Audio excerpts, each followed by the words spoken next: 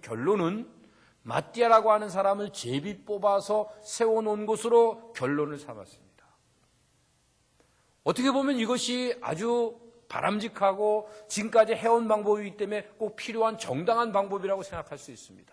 레위기 16장 8절 이하에 나오는 제비 뽑는 사건 이후에 성경에는 50여 차례나 제비 뽑는 일들에 대한 이야기를 하고 있습니다. 심지어 오늘날도 제비를 뽑아야 된다고 많은 사람들이 주장을 하고 있는 것들을 보게 됩니다. 그러나 제비 뽑는 일들이 사도행전 1장 이후에는 더 이상 등장하지 않습니다. 우리가 인간이 가졌던 경험과 지식과 논리가 더 이상은 필요 없이 그 이상의 일들을 우리가 추구해야 될 것을 성경이 요구하고 계십니다. 그것이 무엇입니까?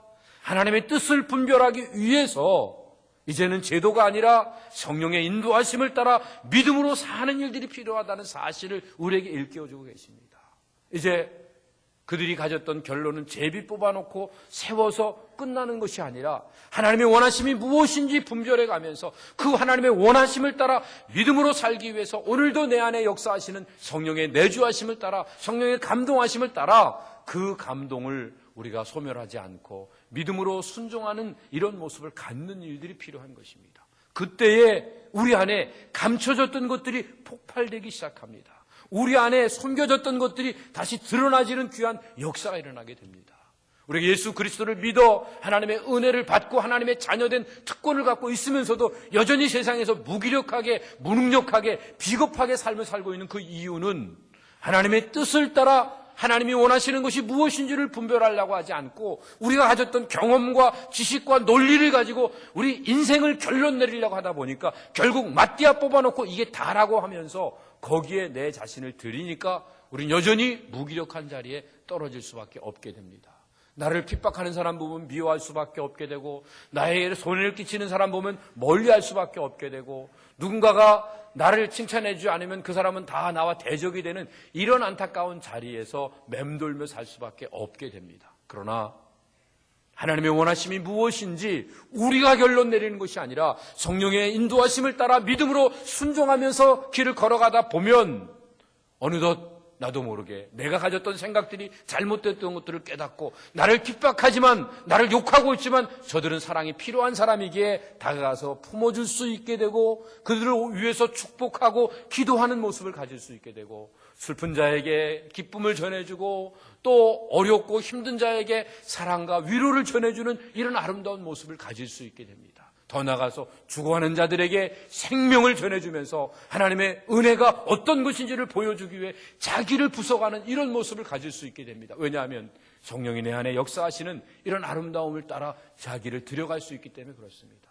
그러나 내가 어떤 인생의 결론을 내려야 되는 그 자리에 서게 되면 우리는 성령이 우리 안에 허락하신 것들을 꽁꽁 묶어놓고 덮어놓고 그리고 그 안에 썩혀버리기 때문에 성령은 말할 수 없이 우리 가운데서 탄식하시며 기다릴 수밖에 없게 되는 것입니다. 성령의 인도하심을 받는 자들은 더 이상 예수 그리스도의 부활과 예수 그리스도의 그 십자가의 죽으심이 절대로 추상적이고 교리적인 것이 아닙니다. 예수님의 십자가의 죽으심은 나를 위한 실제적인 것이요 예수님의 십자가의 부활은 나를 위한 하나님의 권능인 것을 깨닫게 되자 그 말씀이 우리에게 능력이 되어서 말씀을 따라 자기를 들여갈 수 있게 되는 것입니다. 베드로가 설교를 하면서 자기 안에 자기가 아닌 것들이 드러나는 것을 발견하게 되었습니다. 베드로는 아직까지 육신적으로 온전하게 변화된 모습을 갖지는 못했습니다. 그렇지만 그가 주님 앞에 자기를 내어놓고 하나님의 뜻을 따라 자기를 들여가는 삶을 살 때마다 자기 안에서 자기가 아닌 예수 그리스도의 말이 예수 그리스도의 행동이 터져 나오는 것들을 경험하게 되었던 것입니다. 그래서 그는 설교를 통해서 예수 그리스도의 복음이 무엇인가를 증거하고 예수님의 십자가의 죽으심과 부활하심 그리고 많은 사도들을 통해서 선지자들을 통해서 예수님이 증거해야 될 이 사실을 갖다가 나타내주고 있습니다. 그러는 중에 성령의 역사하셔서 성령의 역사하심을 따라 많은 현상들이 나타나는 것들을 보게 됩니다. 이 성령의 역사하심은 인간의 어떤 준비로 이루어진 것이 아니라 하나님의 전적인 은혜로 주어졌음을 깨닫게 하시기 위해서 어떤 의식을 통해서 주어지지 않는 것들을 보게 됩니다. 세례를 베풀 때, 안수기도를 할 때 성령이 임했던 것이 아니라 하나님의 말씀을 들으며 오라 나는 죄인으로소이다 누가 나를 건져내리 하면서 주 앞에 통회할 때 그때 성령이 임하셔서 변화시켰던 아름다운 역사를 보게 됩니다. 이것은 인간의 힘과 인간의 계획과 인간의 준비로 되어지는 것이 아니라 하나님의 역사하심을 통해 하나님의 전적인 은혜로 나타나는 것을 깨닫게 해주시기 위해서 이런 사건들을 위해 부어주신 것입니다. 그래서 유대인들은 성령의 역사하심을 통해 고정관념을 깨버릴 수 있었습니다. 복음은 유대인들을 위한 것이고 이방인들에게는 복음이 필요 없다고 생각했던 고정관념이 깨어지기 시작합니다. 그래서 하나님의 명령을 따라 베드로는 고넬료에게 가서 복음을 증거하는 이 모습을 갖습니다. 그런데 사도행전 10장에 보면 고넬료에게 복음을 증거하면서도 여전히 베드로는 자기가 갖고 있는 고정관념을 깨지 못하게 됩니다.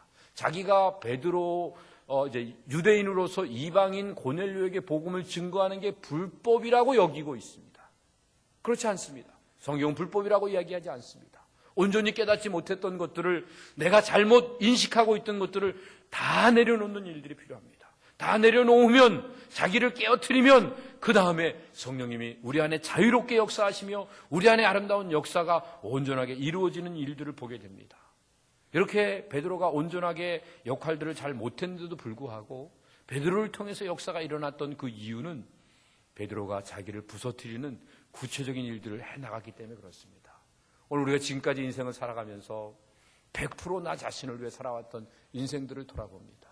철저하게 신앙생활하는 것조차도 교회에 와서도 철저하게 나 자신에게 유익되는 것만 골라 하던 100% 나를 위하던 모습들이 이제 주님 앞에 깨어지면서 내어놓아지면서 주님 앞에 드려지는, 그래서 100%가 나를 위하던 것이 1%라도 주님을 위해서 드려지기 시작하고 1%가 2% 되고 5% 되고 10% 되고 그 이상이 되어서 점점 주님 앞에 온전히 드려지게 되면 어느덧 나도 모르게 내가 능력 있는 자리에 서게 되고 온전한 자리에 서게 되고 그래서 하나님의 권능을 증거할 수 있는 아름다운 모습을 가질 수 있게 되는 것입니다.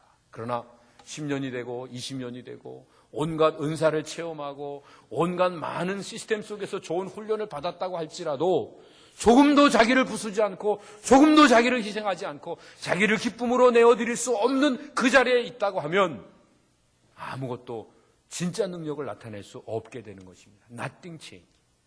아무것도 변화되지 않는 이 모습을 갖게 됩니다. 베드로는 한번 설교할 때마다 3,000명, 5,000명씩 변화되는 역사가 일어났습니다. 왜 그렇습니까? 그가 원래 어떤 사람이었습니까?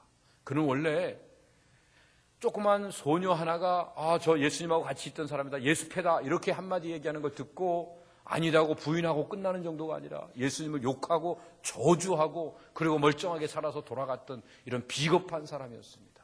조그만 소녀 앞에서도 비겁하기 짝이 없는 사람이 관원들 앞에서 내가 너네들 말을 들으랴 아니면 하나님 말씀을 들으랴 그러며 높은 관원들 앞에 당당하게 주의 말씀을 외쳤던 그 담대함은 어디서 나올 수 있는 거라고 생각하십니까? 갑자기 무슨 용맹스러운 것들이 나왔던 것이 아니라 자기를 부수고 자기를 드리는 순간에 그는 담대함을 얻을 수 있게 된 것입니다.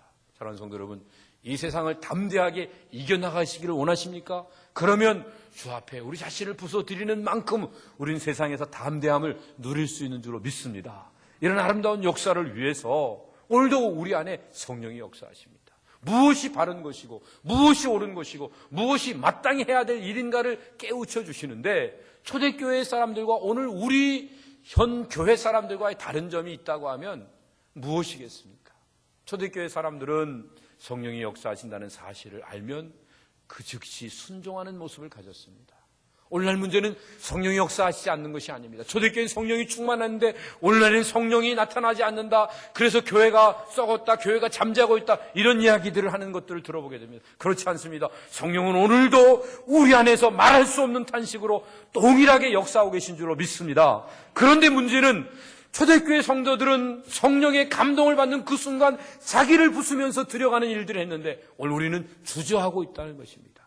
성령이 요구하시는 것이 무엇인지를 알면서도 조금도 움직이려고 하지 않고 여전히 계산하고 있습니다. 내가 주님 앞에 내 자신을 드리면 나한테 유익할 것인가? 내 인생이 밝아질 것인가? 이걸 계산하고 있으면서 차일피일하다 보니까 성령은 그동안에 탄식하시며 기다릴 수밖에 없게 되는 것입니다.